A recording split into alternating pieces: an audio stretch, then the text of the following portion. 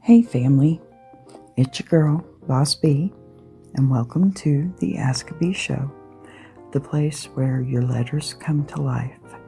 Every day people write in with real questions about life, love, and everything in between. And together we find hope, healing, and a whole lot of honesty.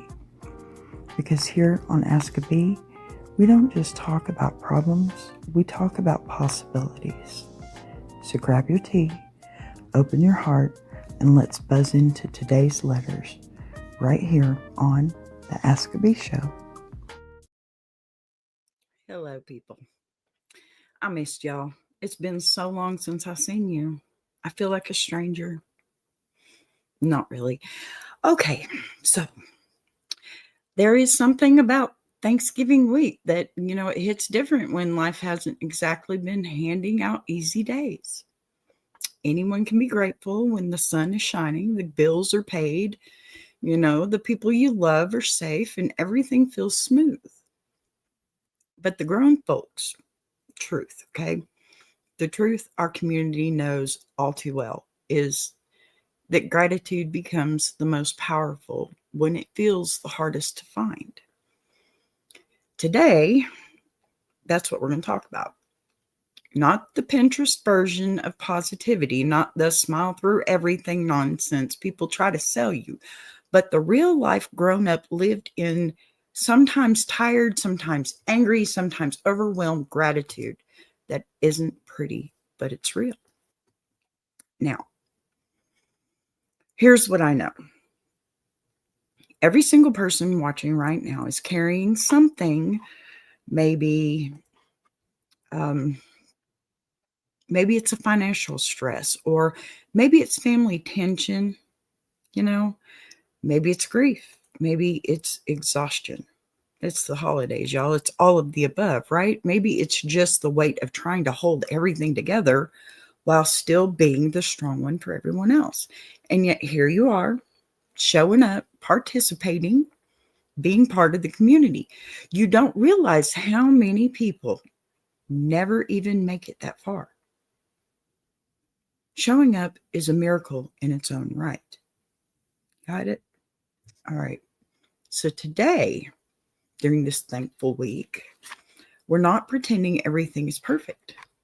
Of course, no days do we pretend, okay? We're not going to ignore the hard stuff. We're acknowledging it. We always do, and we honor it, okay?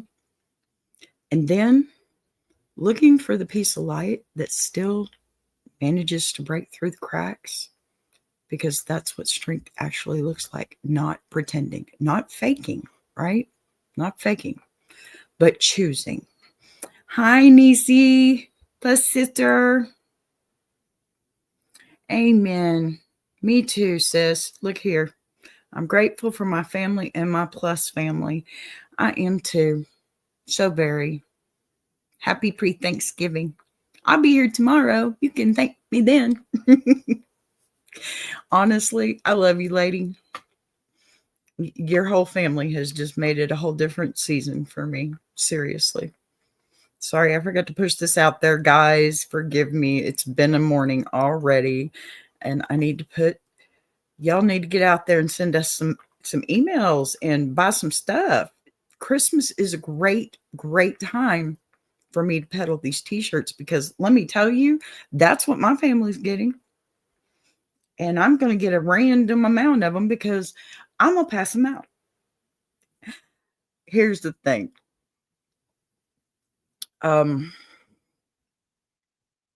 If you've had a rough year, if you've lost people, which a lot of us have, especially since 2020.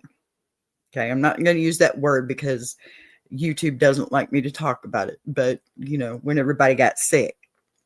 So you've had a rough year, you've lost people, lost stability, lost momentum. You lost trust or lost pieces of yourself along the way. You're not alone, okay? You're not behind. You're not failing. You're healing. You're adapting. You're learning how to stay grateful, even when the cards are stacked against you. And that's the kind of gratitude that changes people's lives. That's the gratitude that keeps families going, right? That's also the gratitude that keeps you going. Don't forget that. Listen, the world is loud right now. Everybody is angry about something. Okay. Everybody is fighting for attention. Everyone is running, hustling, arguing, collapsing, and starting again. Rinse, repeat. We do that every single day. But here in this little corner of BBTV in the Iron Sharpening Iron universe, we get to do something rare. We get to slow down. We get to take a breath. We get to hear actual voices from actual people. And these people are trying to navigate real life, okay? Not some polished, filtered version of it. And we get to answer those letters with honesty and humor and compassion. And you know what? That good old ask a bee backbone, I guess. So today, we're going to dig into gratitude the BBTV way. Honest, raw, uplifting, and grounded. We're going to read your letters, laugh where we can, support where we must, and remind each other that even on the toughest days, there's something worth holding on to. Maybe it's something huge, maybe it's something small, but it matters. You matter, and that is the whole reason this show exists. Okay? Pardon me. Y'all, it's another dry day in Texas, but I have a hoodie on. It's cold. I'm freezing. I'm serious. It's got to be like 60 degrees out there. That's cold for us. Anyway, so thank you for being here. Welcome to the Thanksgiving week edition of Ask a Bee, the show where we take life exactly as it is and we make room for the light anyway, right? Now, y'all know this is my favorite part of the show because not only do I get to get my Southern accent going, but it's because Bless Your Heart segment is where real life walks in without knocking. Okay. It pulls up a chair and drops a story that hits a nerve we didn't know was exposed. This is the space where folks write in with the kind of situations that make you, kind of tilt your head to the side, squint your eyes, and say, now, wait a minute. What exactly is happening here? And yet, even when we want to roll our eyes so far back we can't see our past decisions, this is also the space where compassion steps forward and reminds us that sometimes people just need to be understood before they can be corrected. Okay. I'm trying to be the best that I can be, the best bee I can be right now. Okay. Let me put it that way.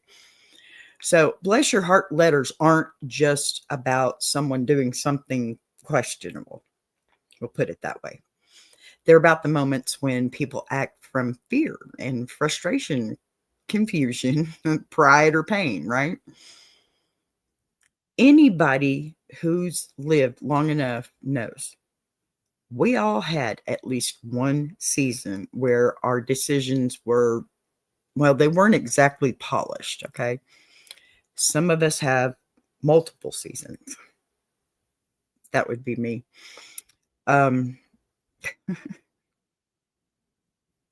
It's crazy. Some of us have a whole series with bonus episodes, but we don't judge here. Not in this segment, not in this show. Here we take the mess, the misunderstandings, the emotional tangle, and we untie it with honesty and humor and a little bit of, well, my Southern grace. And thank God we're doing this during Thanksgiving week, because if there's ever a time we need a reminder that people are trying, even when it doesn't look like it, it's right now. People are stressed, okay? They're doing the best they can with what they've got. And when what they've got is running on fumes, sometimes it kind of shows up in a way that it makes you want to set your phone down, or walk away from the computer, or walk to the other room, just scream into a pillow. But other times It creates a story worth sharing, maybe even on the front porch some night.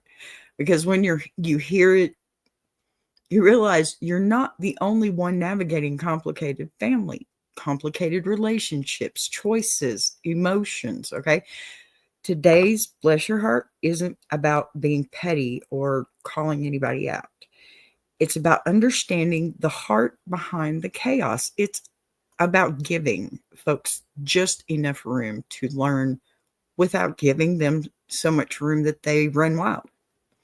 Now, it's also about remembering that sometimes a person's bless your heart moment is really just a cry for clarity and maybe a gentle reminder that love, boundaries, and common sense can all coexist. Okay.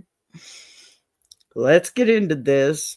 It's Thanksgiving week. We're grounded, we're open, and we're ready. Bring me today's bless your heart letter. I promise we'll sort it out together. Now, I got to preface this a bit. And definitely get my jaws working because let me tell you, this is going to be one of my favorite letters. Now, not too many people know that once upon a time I lived in Louisiana for about 6 years. And unfortunately, when you're moving from one southern state to another, you tend to grab the dialect and hold on to it for dear life when you go somewhere and have that culture shock. So if I start sounding a little bit like a Cajun, it's because this is a little bit like a Cajun letter. Okay. And I love my raging Cajuns, so don't get me wrong here. But I'm going to tell you, I know what all these words mean, even if you don't. If you want to know what it means, put it in the comments. I will definitely try and answer it for you. All right, here we go. It's a term of endearment. Let me just put that out there. The very first word is one that probably only people in Louisiana know, and it's shat. Okay, it's a term of endearment. It's like saying baby. Okay, except for they say bebe. Never mind. Shat. Let me tell you something before my head pops like a crawfish boiler left too long on the fire. I've seen that. I'm an old Creole man from down in Terrebonne Parish. Been there. Born with one hand in the gumbo pot and the other holding somebody's secret. I done lived through hurricanes, heartbreaks, and 3 marriages that all ended with a suitcase flying off the porch. I heard it. Here it comes. But somehow, none of that ever got me as twisted up as what my youngest boy just pulled on me this week. See, now that boy of mine, 32 years old and built like a refrigerator, decides he's going to show up at my house unannounced, looking like he hasn't slept since the Saints' last winning season. I wasn't laughing, I swear. He busts through the door talking a mile a minute about how he's finally taking control of his life. I say, well, good, baby, because last time you took control, you ended up living in your cousin's boat for 6 months, laughing at pelicans. I know somebody like that. But he don't hear me. He got that look in his eyes, the same one his mama used to get before she tried to fix something that wasn't broken. Wow. Now listen. This boy shows up talking about some woman he met online, says they've been spiritually connected for 2 weeks, 2 whole weeks. And he says she's moving in. I said, moving where, baby? Into your apartment? You ain't paid rent on it in 3 months. He says, no, she coming here. Daddy, you got the room. Oh, God, I'm getting it thicker now. I swear on my grandma's rosary, and it's grandmere, okay? I almost swallowed my own tongue. I ain't met this woman, ain't seen her name, don't know what she looked like, don't know nothing about her except she told my full child she's an entrepreneur in transition. That's already 5 red flags and a trumpet. Amen. But I try to stay calm yet. I did that right. Because I'm thankful this week because I'm thankful I tell him, slow down, baby, let your old papa catch up. But he's pacing, waving his arms, talking about destiny and vibrations and how he needs to clear out the negative energy in my home. My home, B. I've been burning sage since before he was conceived. Don't tell me about energy. Next thing I know, he's rearranging my furniture, moves my recliner, my sacred Sunday recliner, out the living room to make space for her manifestation altar. I said, boy, the only thing manifesting in here is my temper. Amen. Then he had the nerve to tell me she's allergic to seafood. Seafood, B. So now apparently my own kitchen, the same kitchen that carried this whole family through storms, now got to be seafood free zone. I ain't never been tested like this, not by nature, not by love, not by God, not by nobody. So here I am writing you because my patient is hanging on by tiny shrimp tail. I don't want to crush his hope, but I also don't want to end up with a stranger walking around my house, smudging sage over my gumbo pot and telling me to align my chakras while she eats my beignets. B, what do I do with this wild child of mine? Signed, Papa Renee from Terrebonne Parish. Oh my goodness. Oh my goodness. I miss Louisiana so bad. I seriously do. Now, time for Tata de Bebe. Papa Renee, come see. Come sit with me for a second because we got to talk this through with both our hands wrapped around a cup of chicory coffee and the patience of a woman who's seen a few storms herself. Listen, when I read your letter, I could feel the humidity rise like August heat. I remember 20 miles from the coast, I remember, because only a Cajun daddy could explain a situation that wild with that much clarity and still sound like he's halfway trying to protect the child who got himself tangled in the net. Look, I'm going to tell you the truth the way somebody told it to me once. And I can tell you, it was a Cajun. Sometimes life doesn't test our faith. It tests our furniture, okay? And your boy, he done tried to relocate the holy recliner like it was a folding chair at a crawfish boil. That alone, Shy, that alone tells me we're dealing with a man who's emotionally spinning like a ceiling fan, okay? With 3 loose screws and 1 blade missing. But I also hear the part of you that's trying to understand him because of daddy's heart, especially a Cajun daddy's heart, always tries to make room, even when the room is still full, right? Let's talk about this woman. Oh, wait, maybe I better have a drink. Don't worry, no alcohol. I don't do that. Nope, I don't like alcohol. All right, this woman.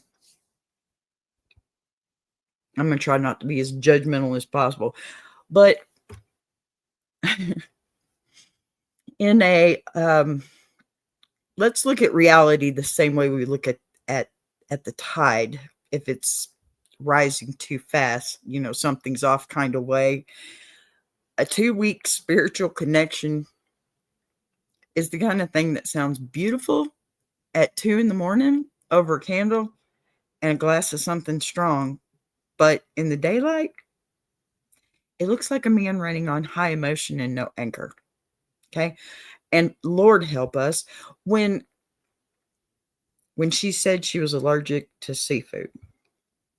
Papa Renee. That's like walking into a Mardi Gras parade and telling the float riders to stop throwing beads, right? I'm not saying she's bad, okay? But she is absolutely not calibrated for bayou living because, let's be honest, if a woman can't even share a pot of gumbo with the family, she's not ready for Terrebonne Parish. And Terrebonne Parish is not ready for her. Oh, and your son, bless him, bless his sweet little heart. He's not malicious, okay? He's just lost in that fog that some men get into when they're trying to grow, but don't know which direction the roots are supposed to grow. He wants purpose, you know, he wants connection. He wants a life that feels bigger than what he's been living. He deserves that, right? We all do. And when somebody offers him a little bit of hope, even flimsy hope, he clings to it like a cypress tree in a storm. I was there for Lily, y'all. I understand that stuff. But that doesn't mean, it does not mean, okay, he gets to rearrange your life to match his moment of inspiration. See, Papa, there is a difference between supporting your child, okay, and volunteering your home to become the set of whatever romance, motivational meditation retreat he thinks he's building. And the moment he moved your recliner, Lord, there it was.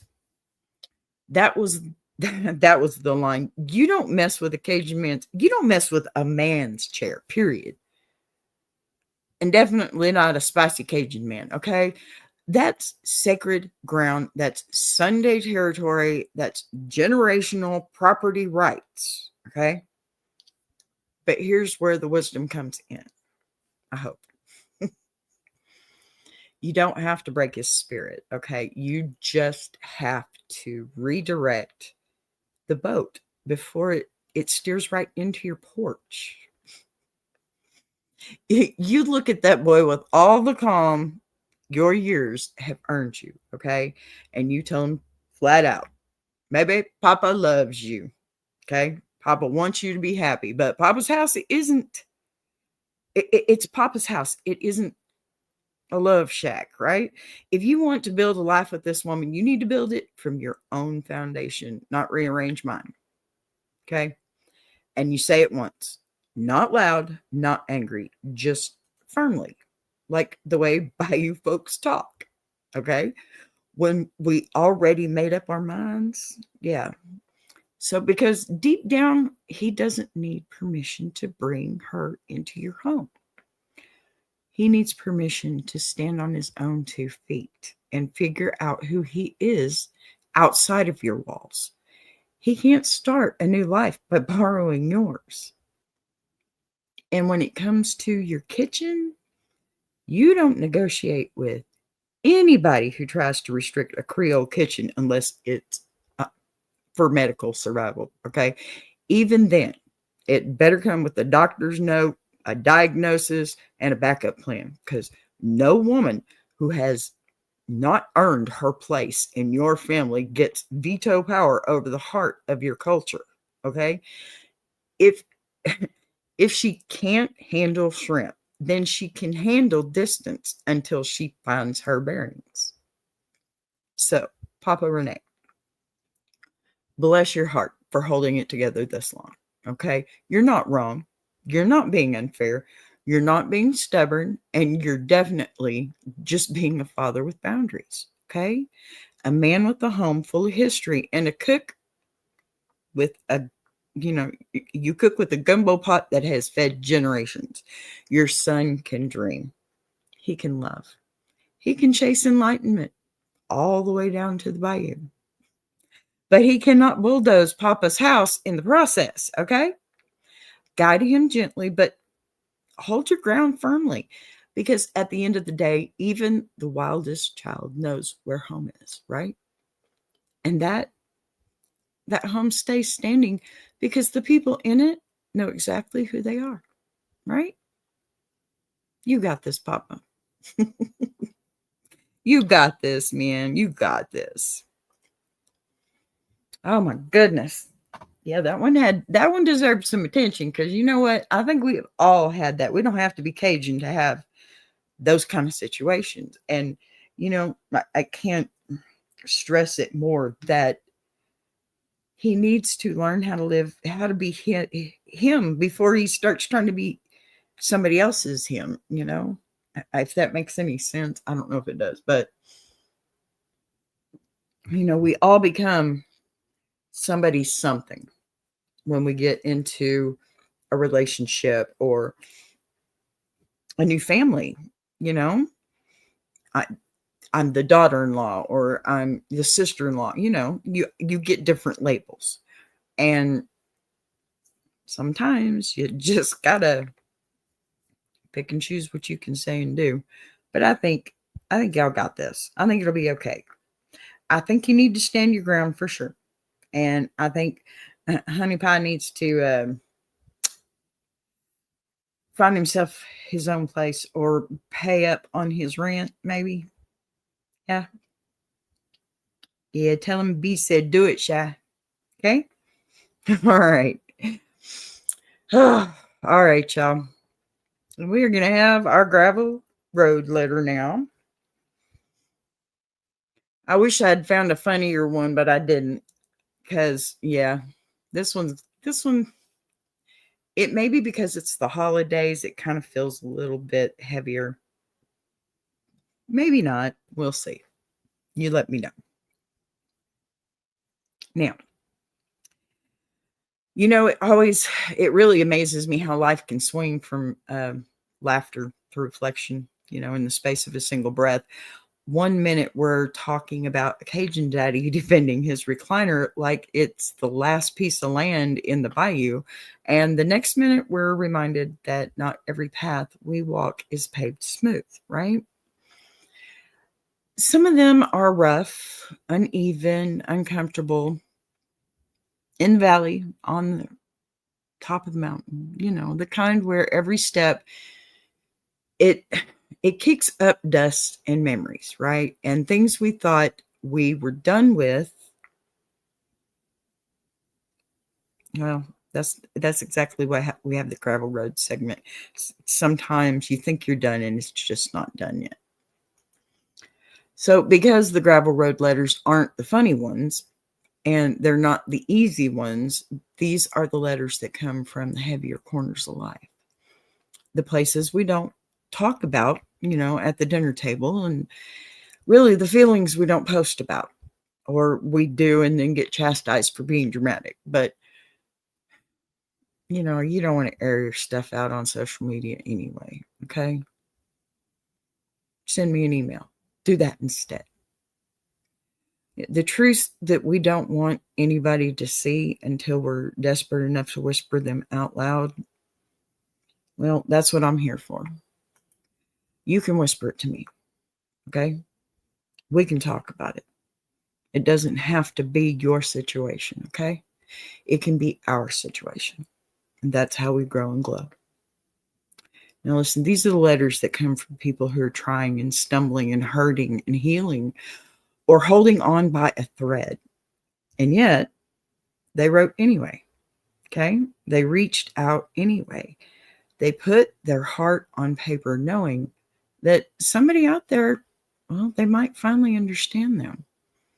And today, during Thanksgiving week of all weeks, this segment is going to take on a different kind of weight because gratitude isn't just about what we have. Sometimes it's about what we survived. It's about the moments where we didn't think we'd get back up, but somehow we did, It's about the pieces of ourselves that we just clawed back from the darkness. And, one painful inch at a time. And it's about recognizing that even the gravel road, even when the path cuts your feet and tests your spirit, you're still moving. You're still trying. And you know what? You're still here. And so am I for you. Now, the gravel road segment, it isn't about fixing people either, okay? It isn't about giving perfect answers. I told you, I'm not a professional here, but I have lived a life. 54 years is kind of a lot. Trying to say that without making myself feel old, but you know what? I'm not old, but I am wiser, and I have had experiences. And that's how you help somebody else grow in their path. You share your experiences, or you share other people's experiences when they allow you, like the letters. So that's what I'm doing here. And this is always and always, always about honoring the truth of where these people are and meeting them there without judgment or shame. Okay? Because this is a community. This little corner of BBTV is built for the ones who walked through storms and still managed to show up with hope tucked somewhere inside their pocket. Even if it's tiny, even if it's fragile, even if it's all they have. So today's Rebel Red letter, pardon me, I hate Texas weather. Today's letter is one of those that makes you kind of slow down, breathe deeper, take another drink because you're talking so much. And remember that behind every question is a person who lived a whole life before writing it. Okay? Whoever wrote this one, they've got a story. Everybody has a story. They've got a weight. Everybody has weight. I'm not talking about Thanksgiving dinner weight either. Okay? Those shoulders, they get heavy.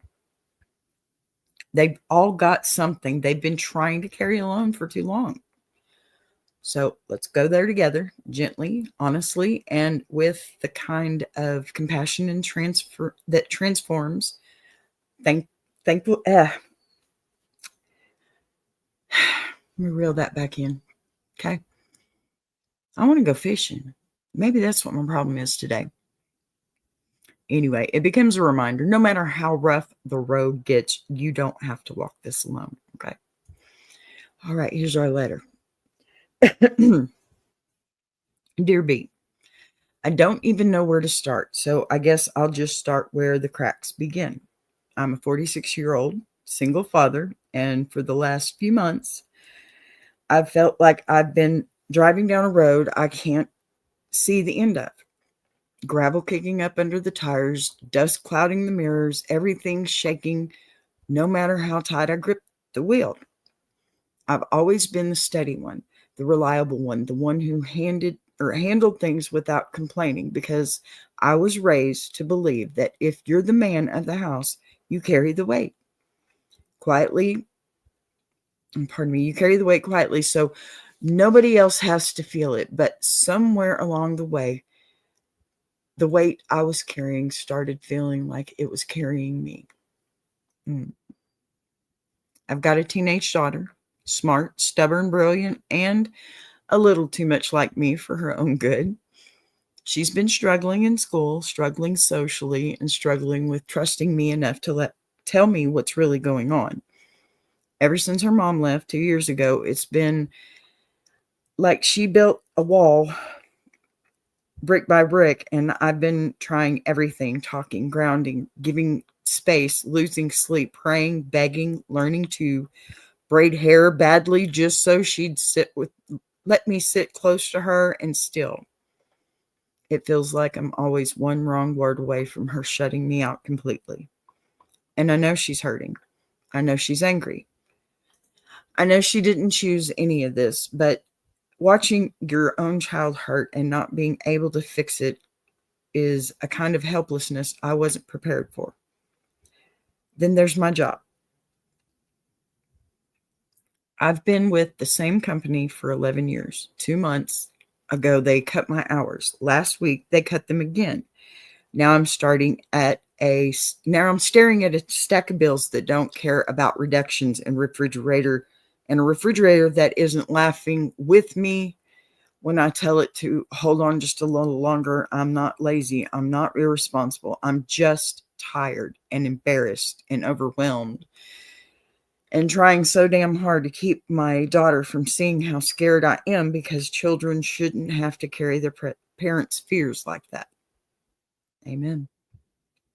And on top of everything, there are days when I feel so alone, I don't even recognize myself. I used to have friends, a routine, a life, but somewhere in the shuffle of being mom and dad, provider and protector, peacekeeper and problem solver, I lost the version of me that existed outside survival mode. I miss the man I used to be. I miss having someone to talk to who wasn't depending on me for everything. And yet I feel guilty then for even thinking about needing support when my daughter needs me more. Oh, honey. I guess what I'm trying to say in the messiest possible way is that I'm at a point where the road feels rougher than my feet can handle. I'm scared of failing her. I'm scared of losing the little stability we still have. I'm scared of that decision, the decisions I make from this place of fear will mess her up even more. And I'm scared that if I don't open my mouth and say something to someone soon, I'm going to break in a way I won't know how to fix it. I don't need a miracle. I don't expect a perfect answer. I just needed someone to hear me, maybe point me towards a little hope, maybe remind me that the road doesn't stay this rough forever. Signed, Father Who's Trying. Wow. Now, that's one of those letters you got to take a deep breath before you can look into it, before you can even begin to try and find an answer that's worthy. And I'll say it again. No, I am not a professional. I'm no counselor. I don't have a license for anything. But honey, let me tell you, you're going to be all right. Okay? And I just want to commend you for being that father who's trying. Don't give up. You're almost there. I promise. Before anything else, I want to say this, okay? I really need you to hear this one truth straight and clear. You're not failing. You're not falling behind. You are not weak. You're definitely not a bad parent. A bad parent doesn't try, okay? A bad parent just doesn't try. And you, my friend, are doing that. Not only in your everyday actions, but by writing to me right now. You said you felt like you were going to explode. Guess what? You don't have to now, because here we are. I know you're a man carrying a load that would have probably snapped the spine of somebody with half your heart. And the only reason the road feels this rough is because you've been holding everything together. Okay? And for so long that without one single place to set any of it down, I know you're tired. Anyone who has walked down a rough road knows that the pain doesn't come from the distance, okay? It comes from never getting the chance to rest your feet. Let me tell you something else. Listen close. The fact that you wrote this letter at all tells me you haven't lost yourself either. Men don't write letters like this. Men, they're just done, They write them when they're fighting. They write them when they still believe their child deserves the best version of them, okay? Even when they can't find the strength to feel like that version exists anymore, they write them.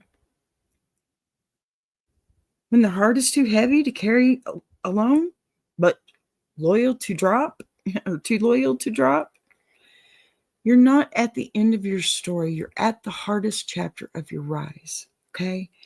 Now, let's talk about your daughter, because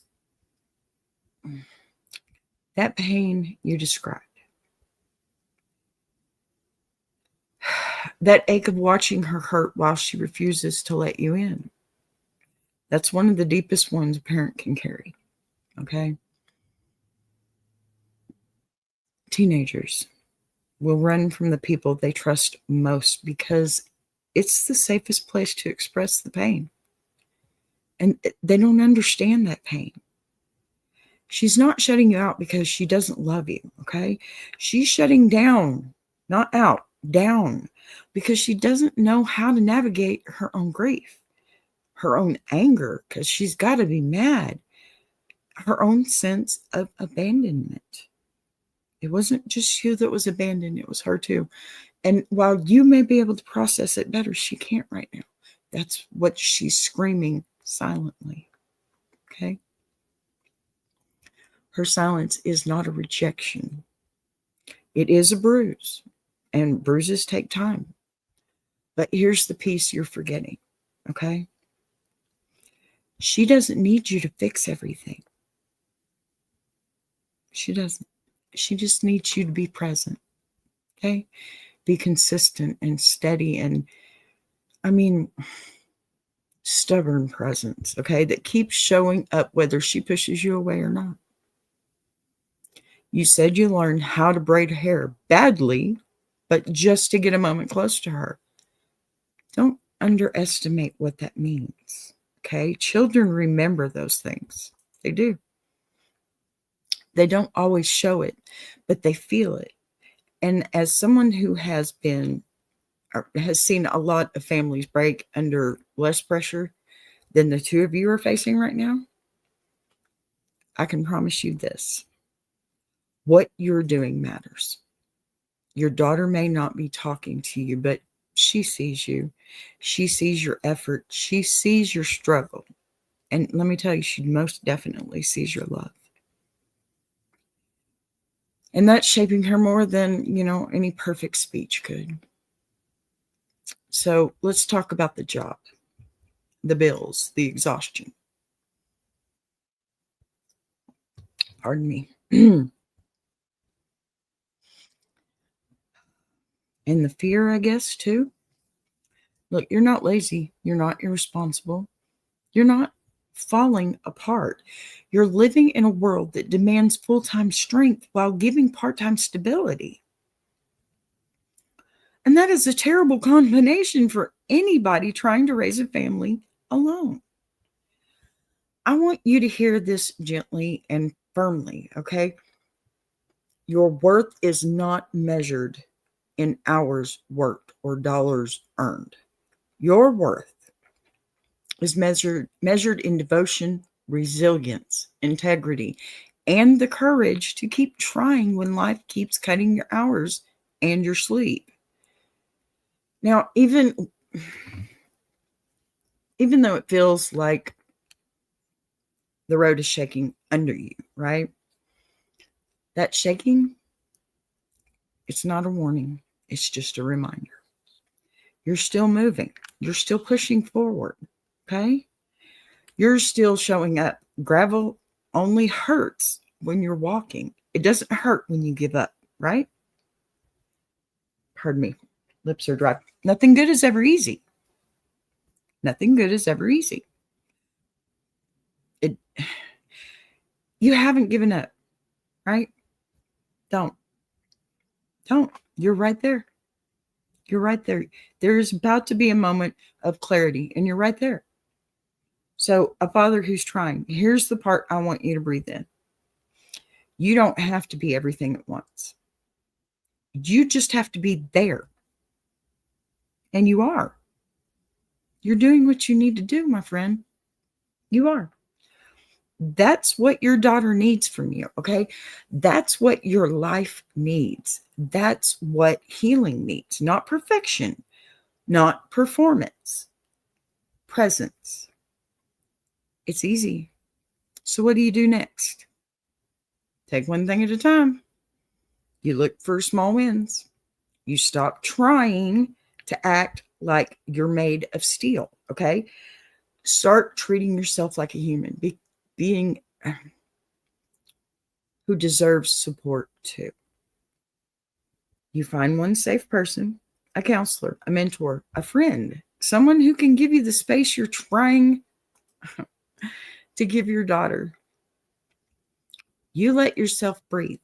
You let yourself rest. You let yourself admit that life has been heavy without turning that admission into shame, okay? No shame. No shame. No regrets. You're doing your very best. And believe me, that's all anyone can ask of you, including yourself. And that's who matters most.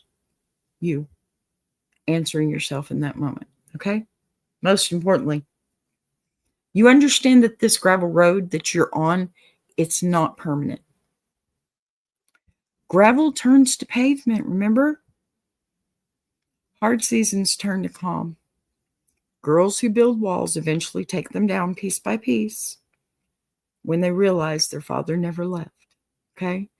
Even when they tried to, you were there. And one day, maybe not today, maybe not tomorrow, but someday, very soon, she is going to look back at this chapter and understand exactly how hard you fought for her. She's going to see every sacrifice you made. She's going to recognize that you didn't crumble even when the world gave you every single excuse to do so. And she's going to love you with a depth she couldn't understand while she was hurting. Listen, you're walking the hardest road a parent can walk, but you're walking, okay? You're still here. You're typing out letters. You're asking for help. You're present for her. You're present for yourself. And that means you're already doing better, way better than you think. Give yourself more credit, because that's your biggest failure right now.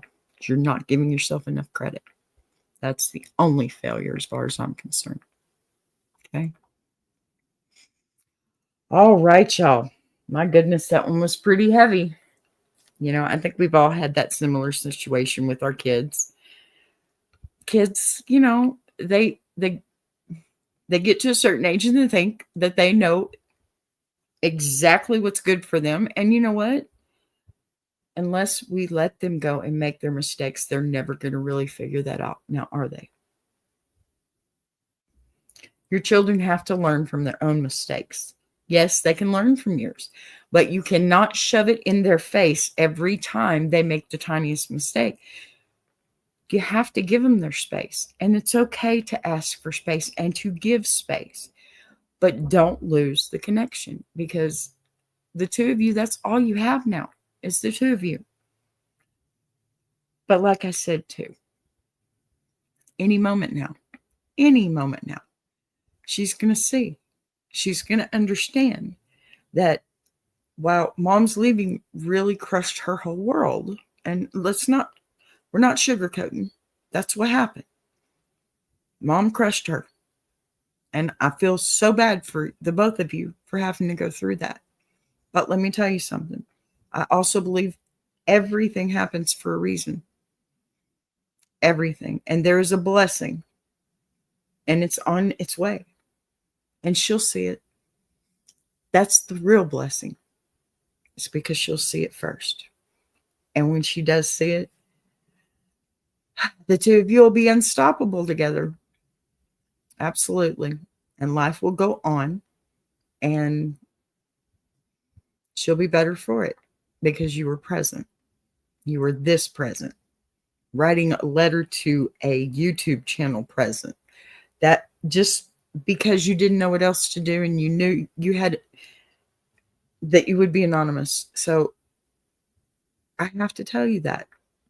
I am so proud of you for writing that letter and standing up for yourself and being present for not just her, but yourself. That's amazing. All right. Oh, y'all, that one got me in the feels. So here we go. I'm going to try and get through this segment pretty quick, but if we go over a few minutes, it's all right. This is the Jukebox Journey segment. Now, I am going to have a full show every Friday with the Jukebox Journey, but I like to warm up to it. And I do some shorts all week long. Those are also to warm up to it, as well as a small segment at the end of my show so that you know what you're looking forward to. So, after walking through a gravel road story like that, and after sitting in someone's pain and honoring it with the respect it deserves, there's something healing about shifting into this part of the show. Because, music, it has always been that bridge between the heart that we carry and the hope we're reaching for. It's the reminder that no matter how heavy life gets, There has always been a song that could hold us when words couldn't, you know? And if Thanksgiving week has taught me anything, it's that gratitude hasn't always come from perfect moments. Sometimes it comes from the soundtrack that helped us survive the imperfect ones. So, Jukebox Journey isn't just a music segment. It's history, it's storytelling, and soul work. Okay. It's memory lane all wrapped into one big old giant music burrito. What am I talking about, Dark Leprechaun? I am talking about music history right now. We just got into that segment. Thank you for being here. Happy Thanksgiving. Hello, Big Jack. Happy to have you all here. All right. So this is where we take an artist and peel it back and peel back the layers, not just the fame, not just the charts, but the human story and the trials that kind of shaped them, right? The moment that broke them, the fire that rebuilt them, the reasons their songs touched us in places we don't always talk about. Oh, thank you, Dark. Very happy to have you. Thank you. Okay, so that's why this segment sits so well right after the hard letters, because after everything we've just talked through together, the exhaustion, the fear, the love, the burden of trying to do right by someone you'd give your last breath for, right? Music helps, or it steps in like an old friend tapping you on the shoulder saying, hey, I know that feeling too. Some artists sing for money, some sing for fame. But the artists we talk about on this show, the ones we choose for Jukebox Journey, they sang for survival. They sang because life gave them storms, and they learned how to turn thunder into rhythm. They sang because they understood pain and passion and the long stretch of road kind of between falling apart and pulling yourself back together. They sang because people like us needed something to hold on to.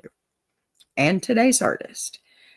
This one fits Thanksgiving week in a way that only a true survivor, a true powerhouse, a true spirit on fire musician can.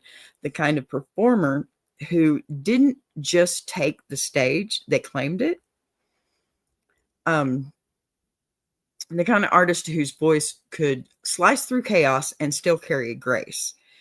And also, the kind of icon who turned resilience into an entire era of music.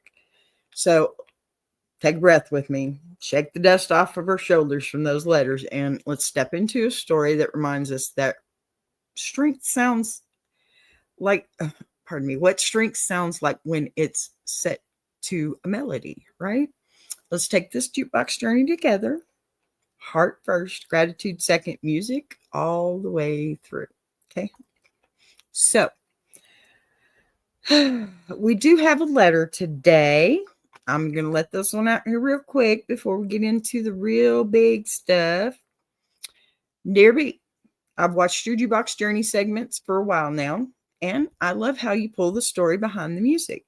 Not just the charts and the fame, but the real heart of the artist. So for Thanksgiving week, I wanted to write in about someone whose music has carried me through more seasons of life than I can count. Mick Jagger. Right on. I'm 58 now, and I grew up in a house where music was the only thing my family didn't argue about. Same here. So my parents, they fought about everything. Money, work, relatives, chores, the kind of stuff that wears down on a home even when nobody wants it to. But when my dad would drop the needle on a Rolling Stone record, something shifted. The air changed. He softened. My mom would crack a smile that she didn't know she still had. And for a few minutes at a time, Jagger's voice held our whole house together like glue. Amen. Now, as a kid, I didn't understand why the music felt so powerful. But as an adult, especially after losing both my parents, I finally get it. It wasn't the songs. It was Mick's ability to make life feel bigger than the moment you were stuck in. My dad used to say, "Son, this man sings like he's fighting the whole world and still winning." And the older I get, the more I realize my dad wasn't talking about rock and roll. He was talking about survival. The truth is, B, I've been struggling lately. Empty nest hit me harder than I expected. My daughter left for college last year, and even though I'm proud of her, the silence is in this house is louder than any guitar riff Jagger ever tore through. I used to have someone to cook for, someone to pick up after, someone to worry about in the way only a parent can.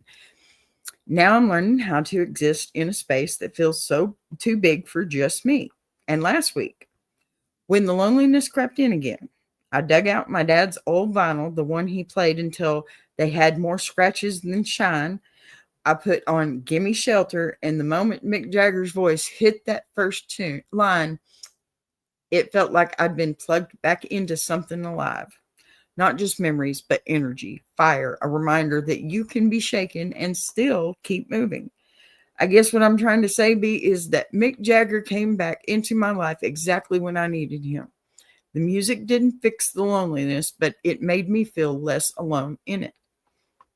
The same way your show does for people every single day. Aw, I didn't read that before. You're going to make me cry. So my question is this: how does a man like Mick, who has lived so many lives, survived so much chaos, and seen the world at its best and worst, still get on that stage with the same swagger, the same force, the same fearless energy? And more importantly, how do the rest of us find that kind of fire when life feels tired and quiet? Oh, good questions. Wow.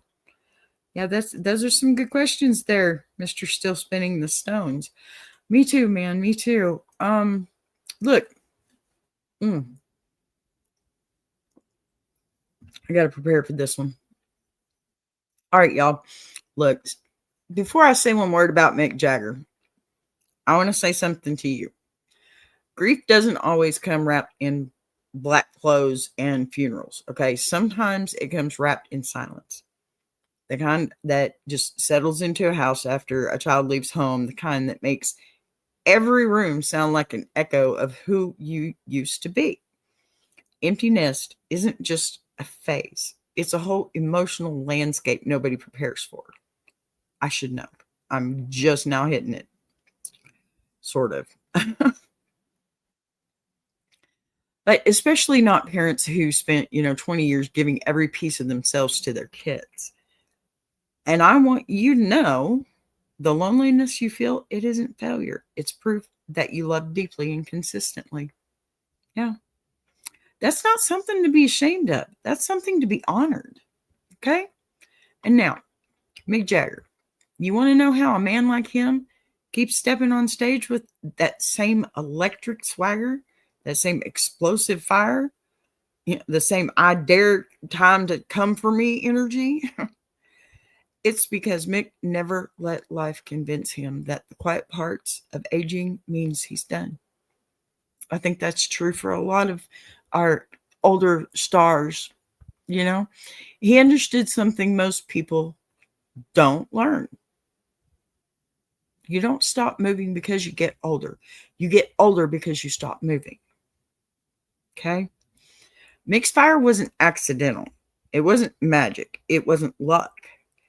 It was discipline. It was choosing every single day not to surrender the parts of himself that made him feel alive. Okay? People think swagger is just attitude, but with Mick, swagger's survival. Think about it. He lived through the loss of friends, bandmates, lovers, family. He lived through addiction, ripping through the people closest to him. He lived through pressure so intense, it nearly destroyed the Stones more than once. Okay? He lived through eras where rock and roll was declared dead every 10 years. He lived through heartbreak and scandal, reinvention, and an entire world assuming he'd burn out young. Oh no, not Mick Jagger. But instead of folding, he made a choice. If life wasn't going to give him stability, he'd create rhythm. If the world wasn't going to give him peace, he'd give himself motion. If time wasn't going to slow down for him, he'd outrun it. That's what we're trying to do here, isn't it? Every day, just trying to outrun it. Look, the reason that matters, the reason that matters to you is because the fire you're looking for, it's not gone. It's just quiet. It's just kind of smoldering. Okay. It's waiting for permission to come back to the surface. All you've got to do is fan that flame a little bit, buddy. I'm telling you, it's not, you're not at a loss here. Okay. You're not at a loss. See, Mick never stopped performing because performance was where he remembered who he was before the world got heavy, right? You wrote in about your dad dropping the needle on the vinyl. That wasn't just nostalgia, that was identity. And when you picked up that record again last week, you weren't just listening to music, you were remembering the version of yourself who knew how it felt to be alive, right? I do that with music all the time. The mistake people make after the kids leave is, they start shrinking their worlds to match the silence. That's the wrong move. They stop playing music out loud. Don't do that. Turn it up. They stop dancing in the kitchen, doing chores. They stop doing the things that make them feel like more than a caretaker. But Mick never stopped claiming the parts of himself that made him feel like a whole human being. And that's exactly what you need to reclaim, okay? Your daughter didn't take your purpose with her when she moved out. She took the chapter you gave her. Now you get to write the next one. And if Mick Jagger can hit 80 and still move like a man who refuses to be dimmed, then you, with your heart still beating and your memory still singing, can absolutely find your fire again. And here's the part you really need to hear. Okay. Loneliness isn't the absence of people.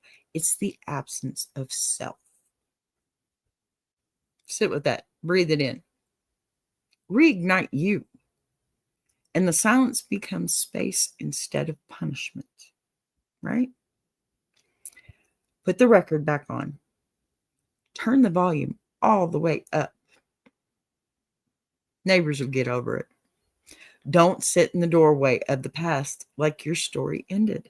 Okay? Your life isn't shrinking, it's shifting. It's just a new phase. Okay?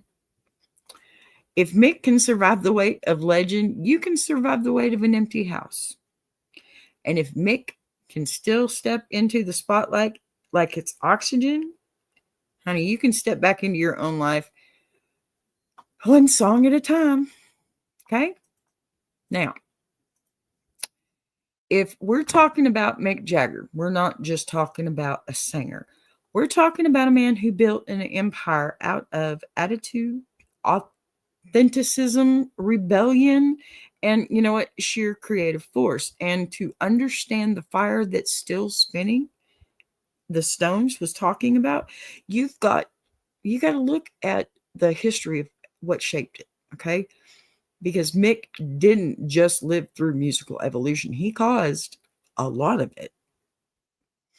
First off, okay, Mick didn't grow up in a musical family the way people assume rock icons did.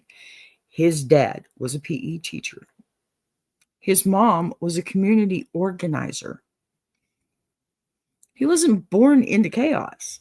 He was born into structure, which makes this transformation into the world's most flamboyant frontman even more fascinating. He was a quiet, thoughtful kid before he became Mick Jagger. That stage persona, it wasn't inherited, it was engineered. Yeah.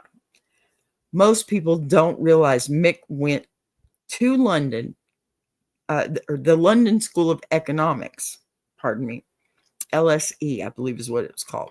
London School of Economics. Economics, rock and roll. At least he knew how to make money at it, right? One of the most prestigious institutions in the UK, London School of Economics. This man could have been a politician, an economist, a public policymaker, and yet he chose music. Not because it looked glamorous, but because it felt honest, right? He walked away from the version of life everyone expected him to live and built a new one from scratch. That alone is a blueprint for half of your audience who are scared to pivot, right? So then there's the Stones' original story, the legendary train platform moment with Keith Richards. Keith noticed Mick holding Chuck Berry and Muddy Waters records. The kind of blues that, it didn't influence just rock. They birthed it, right? That moment is music history, butterfly effect. If Jagger had carried a different record or stood on a different platform, rock and roll might have taken a completely different shape. Seriously. People talk about the Stones as if they were always unstoppable, but the truth is, they nearly fell apart multiple times. 1967, drug raids. They could have ended their careers. Seriously. Yeah. Brian Jones, his decline and his death, which it really fractured the band emotionally. And then there was Altamont 1969, the darkest chapter in rock festival history. Internal wars, business battles, addiction storms, ego clashing, decades-long tension between Mick and Keith. But Mick was the spine, Keith was the soul. Charlie was the heartbeat, but Mick was the engine. He trained like an athlete. He rehearsed like a scientist. He performed like a man who understood he was carrying history on his shoulders. He once said in an interview that he always wanted to be dangerous and well prepared at the same time. And that's exactly how he built his longevity. Mick's stamina, not an accident. Certainly not a miracle. Not genetics. No. He trained like a marathon runner. Even now, he spends hours before shows doing cardio, dance rehearsals, vocal warm-ups, stretches, and breath training like he's preparing for the Olympics. Mick's voice, critics love to call it ragged, but his tone, his texture is better than people give him credit for. He protects his vocal cords. He never screams from the throat. His whole life, he's treated his body like the instrument that it is. Mick's writings, brutally honest, emotionally fearless, and way smarter than the rebellious image suggested, right? Gimme Shelter, Sympathy for the Devil, Paint It Black. Those weren't songs for entertainment. Those were commentaries on the world falling apart around him. He saw things, okay? He felt things, and he put his truth into melody the way other people put theirs into journals. And here's a kicker most fans don't know. When Charlie Watts died, the quiet anger of the Stones, most people assumed it would be the end, that the band would finally retire. But Mick, Mick said the Stones weren't just a band anymore. They were a living legacy, and legacy does not retire. Now, his grief, it became fuel. His loss, it became a purpose. And his age became defiance. Every time he steps onto a stage now, he does it not just as Mick Jagger, the performer, but as Mick Jagger, the survivor, the historian, the guardian of sound that shaped generations. So when we talk about how he still has the energy, how he still has the fire and the moves, boy, he got the moves like a man who outran decades. The answer is simple. Mick never stopped respecting the work. He never stopped respecting the music, and he most definitely not never stopped respecting himself. And that's why he's still here with us. I believe that wholeheartedly. All right, you guys. That's some good history there for our jukebox journey segment. Oh my goodness. Now, let me get situated again. Listening to stories like Mick Jagger's stories about longevity, teamwork, survival, showing up when life doesn't make it easy. It reminds me of what makes this whole community special. Absolutely special, amazingly special. And I don't just mean BBTV. I mean the entire iron sharpening iron universe, okay? That I'm connected to. And it's just amazing. And I think you all should be connected to it in some way too. Listen,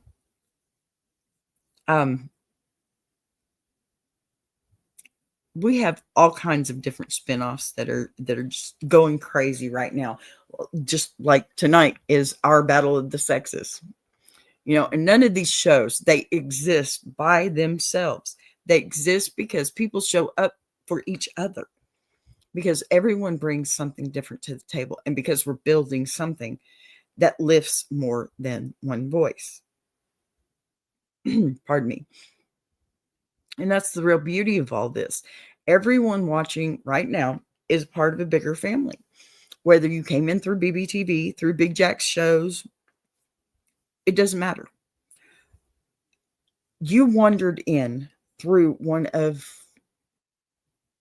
our shows.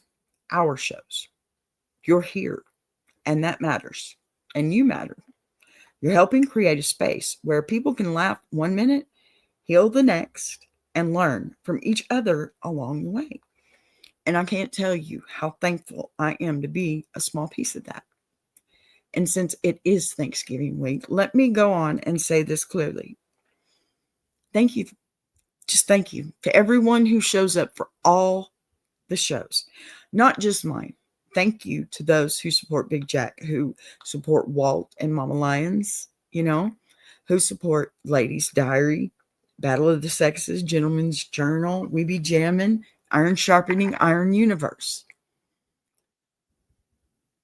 This is an ecosystem, and we're pouring our hearts into it, and we're doing that for you. Now, speaking of showing up, a lot of you already know, but for those who didn't, Battle of the Sexes tonight. Yes, yes. And if you've never seen that show, you guys, it's a whole event. You should be there. The debates, the jokes, the audience energy, the letters. Yes, we do letters there too.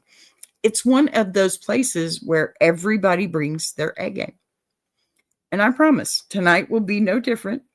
So if you want to see me outside of Ask a Bee and in full Boss Bee mode with the crew, pull up, you'll enjoy it. And if anything else in today's show connected with you, the letters, the stories, the music, the message, don't sit in the background. Be a part of it. Send your letters in, please. I've got it scrolling across the bottom. You got no excuse. Grab some BBTV merch too. And some Iron Sharpening Iron merch. They're all in the same place. That's because we are one big universe. I'm certainly just a galaxy over here sitting in this big universe, but I'm certainly happy I am. All right, y'all. Every follow, every share, every moment of engagement keeps this whole universe growing stronger, because at the end of the day, it's not about one show, one person, or one moment. It's a collective. It's a movement. It's about a tribe of people choosing to grow and glow and show up for each other, even on the toughest days, even when Texas weather gets me. as we wrap up today's journey from the bless your heart chaos of Papa Renee to the deep heartbreak of our gravel road father, and, to the resilience and fire of Mick Jagger. There's a thread running through all of it, and the thread is this: life is not one note. It's not all heavy. It's not all funny.